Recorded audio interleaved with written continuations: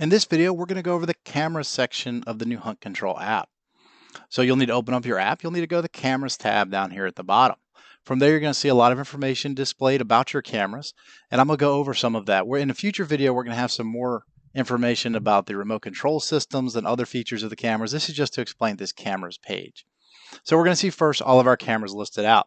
You can see all the cameras that I have in my account. And you can see some basic information. So these are Verizon mini cameras. This is an AT&T big camera. You can see the battery level last reported by those cameras. You can see the signal quality last reported by those cameras. You can also open up the camera to see all the information about it. You can see where in the world that camera is. You can see its location. You can see its name. This one was just named camera because it was a demo that we were creating. You have some options here from trashing all the images in that camera. If you wanted to clear all the images out, you could, or you could actually delete the entire camera. Up here on this little gear is the remote control menu where you can send remote control messages to the camera. We're going to cover that in another video because that deserves a video on its own. We'll go back to the camera list. Now we do have a couple of options here. We can go to our map and see all of our cameras laid out on a map. And we're going to cover the map in great detail in a future video as well. You can also go to the add menu. So the add menu is going to be where you add a camera. We've already done a video on adding a smart camera or adding a WiseEye data camera to your account. You can add a camera group, you can add another camera or a map pin. Now the other camera refers to SD card cameras. So you can use HuntControl with SD card cameras. You just go ahead and add that camera, name it whatever you want, move it wherever you want to on the map, and then you can manually upload those pictures from an SD card or a folder on your device or computer. This camera group is very beneficial. The camera groups allows us to filter the menus and the galleries and the activity charts by a group of cameras. So if you had a group of cameras that's located fairly close to each other, maybe that's one side of your property, maybe it's one feeder or it's one mineral site or something like that, you could add them all to a camera group. So you can see I've got my property split between north and south camera groups.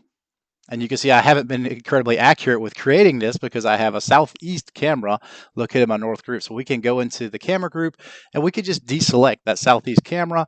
And since this is a north group, we're going to add our north camera back to it because it was evidently created wrong in the first place. We'll just click save, and now our camera group has been updated. Those groups are going to be very beneficial. We go to our activity chart. That's one of the options to filter activity chart is we can filter by camera group. So you can see right here, we're going to filter by group, north cameras, apply filters, and now all of our activity charts are based solely off of those cameras in the north group. Back on our cameras page, that's the groups. These are the pins. So when you're on your add menu, you're going to have the option to add map pins. So you can see I've got pins for one of the box stands, one of the feeders, one of the trails, and a new potential stand that I'm looking at on my property. If we go to the map, we'll see all of those pins laid out. They actually pop up down here in this list at the bottom as well. So we can go look at where this map pin will be. So this is just to remind you, just to save a location so that you can use this app to do more than just manage your images. We want this to be a one-stop shop for your hunting experience. Up here at the top again, of course, is all your cameras laid out with all of the camera information. That covers most of this page. Be able to look out for other videos about the cameras. We're going to do a video about the actual camera page, about how to move it around on a map, how to manipulate it, how to do all the things there. And we're going to have another video coming about the remote control settings. If you're having any trouble at all, feel free to reach out to our support staff. We'd love to help you out. We hope you've enjoyed using our product. We hope you have the best of luck this season.